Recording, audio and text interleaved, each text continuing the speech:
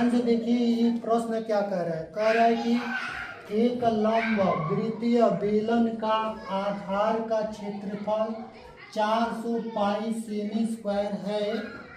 यदि इसकी ऊंचाई 14 सेमी है तब इसका वक्रपृष्ठ ज्ञात कीजिए। तो हमसे ये कहा है, प्रश्न कह रहा है हमसे कि आप एक क्या बना लीजिए, लंब वृत्तीय बेलन बना लीजिए। ये हमारा रहा लंब वृत्तीय बेलन। चलिए लंब वृत्तीय बेलन हो गया। और लंब वृत्तीय बेलन में ये इसकी त्रिज्या यहाँ से यहाँ तक त्रिज्या है और ये यहाँ से लेकर यहाँ तक ऊंचाई है। तो हमसे ये ऊंचाई यहाँ पे दे रखा है। तो ऊंचाई देने के बाद हम लोगों से कहा है कि इसका वक्रपृष्ठ ज्ञात कीजिए। तो पहले हम लोगों को ये पता होना चाहिए कि ये इसका आधार है और आधार का क्षेत्रफल दिया है, मतलब वृत्त का क्षेत्रफल दिया है। और कभी भी हम जब लंबवृत्तीय बेलन का वक्रपृष्ठ ज्ञात करते हैं तो उसमें r का मान, r का मतलब त्रिज्या होता है और h का मान मतलब ऊंचाई दिया हुआ रहता है। क्योंकि इसमें r का मान नहीं दिया हुआ है, h का मान दिया है। h मतलब ऊंचाई दिया हुआ है और r का मान मतलब त्रिज्या नहीं दिया हुआ है। तो हम पहले आधार का क्षेत्रफल ज्ञात करेंगे। तो आधार का जब क्षेत्रफल ज्ञात करेंगे तो वहाँ वृत्त का क्षेत्रफल हो जाएगा। तो यहाँ पे हम लोग पहला काम करेंगे, आधार का क्षेत्रफल ज्ञात करेंगे। लिखेंगे आधार का क्षेत्रफल। क्या लिखेंगे? आधार का क्षेत्रफल क्या होता है हमारा?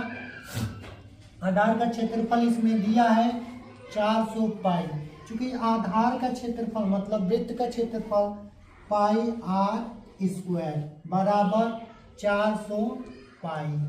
देखो पाई से पाई गया, क्योंकि अगर यह गुणा में है, 400 पाई गुणा में है तो इधर आएगा तो बटा में होगा। चाहे इसको इधर से इधर भेजेंगे तो ये बटे के नीचे चला जाएगा। आर स्क्वायर और पाई गुणा में है तो इधर आएगा तो बटा में। चाहे ऐसे भी हम लोग इसको काट सकते हैं, पाई से पाई काट सकते हैं। अब बचेगा हमारा आर स्क्वायर बराबर 400।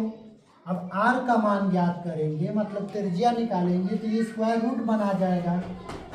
तो आर बराबर हमारा हो जाएगा 20 गुणा 20। आर बराबर कितना हो जाएगा? 20, यानी कि 20 सेमी हमारा त्रिज्या निकल के आ जाएगा। ठीक है। अब आर का मान और एच का मान पता हो जाएगा तो हम लंबवृत्तीय बेलन का क्या ज्ञात कर लेंगे? वक्रपृष्ठ ज्ञात कर लेंगे। तो यहाँ पे हम सिंपल क्या लिखेंगे? बेलन का वक्र पृष्ठ। यहाँ पे सिंपल में लिख लेंगे बेलन का वक्र पृष्ठ क्या होता है? 2 पाई आर एच। 2 पाई आर एच। अब 2 हो गया हमारा। पाई की जगह पे हम लोग क्या भरेंगे? 22/7 भरेंगे गुणा आर के जगह पे क्या भरेंगे? आर का मान यहाँ पे 20 आया है तो 20 भर लेंगे। और एच का मान मतलब ऊंचाई दिया है कितना? 14। यहाँ एच के जगह पे 14 भरेंगे। अब 7 से इसको सिंप्लीफाई करेंगे तो 2 गुणा 22 और यहाँ पे 20 गुणा 2। ठीक है। अब क्या करेंगे? गुणा करेंगे तब 22 का 2 में कर 44। इन दोनों का आपस में गुणा कर लेंगे और इन दोनों का आपस में गुणा करेंगे तब 20 दोनों कितना हो जाएगा? 40। 40 का 44 में कर सिंपल ऐसे गुणा कर लेंगे, ऊपर नीचे कर देंगे। तो यहाँ पे गुणा करेंगे तो 00 और 4 16, 4 से 16 1 17, यानी कि हमारा 1760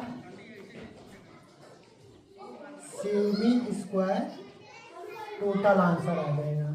इस प्रश्न में जब हम लोग लंबवृत्तीय बेलन का वक्रपृष्ठ ज्ञात करेंगे तो 1760 आ जाएगा सेमी स्क्वायर।